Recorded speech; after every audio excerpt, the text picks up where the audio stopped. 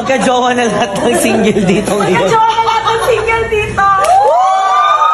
Hi guys, again it's me Vinals TV. So for today's update guys, i-share ko lang sa inyo yung wish granted in Jovelyn Gonzaga. Pero bago ang lahat, huwag niyo muna kalimutang i-subscribe at i-hit ang notification bell button para updated guys sa mga bago kong upload.